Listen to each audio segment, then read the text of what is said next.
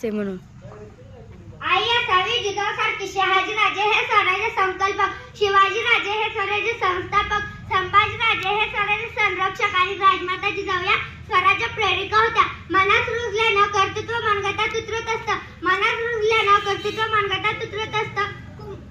कुंभार मडक्याला आकार हातावर देतो हे खरे असले तरी कुंभाराच्या प्रतिभा आणि कल्पनाशक्तीवरच मडक्याचा आकार अवलंबून असतो. थोर आणि कर्तृत्ववान पुरुषांचं पण असंच असतं. त्यांच्या संस्कार रुजवणाऱ्या माता धन्यच म्हणाव्या लागतील. वाघाशी लढताना वाघाच्या त्वेषानं लढावं ही शिकवण मिळाली तर ते बाळकडू आणि हिंदवी स्वराज्याच्या आड येणाऱ्या भेकदांना तोंड देण्याचे धैर्य शिवरायांना मिळाले. ते निडरतेचे संस्कार देणारे आई जिजाऊ यांच्याकडूनच.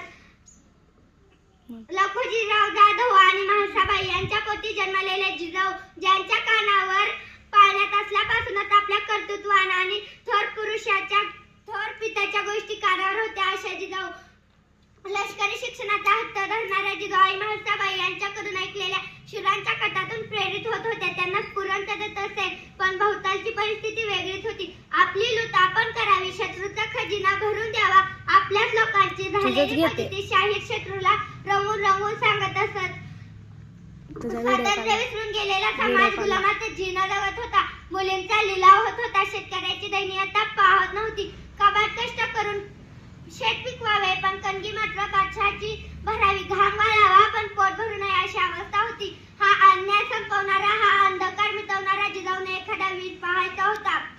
शहाजीराजे आणि जिजाऊ यांचा विवाह झाला. हे दोन तेजस्वी जीव एकत्र आले तरी स्वातंत्र्याची पहाट काही दिसत नव्हती. जिजाऊंनी भवानी मातेला साकडे घातले आणि पोटी पराक्रमी पुत्र जन्माला येण्यासाठी पदर पसरला होता. जिजाऊंनी माता जिजाऊ यांची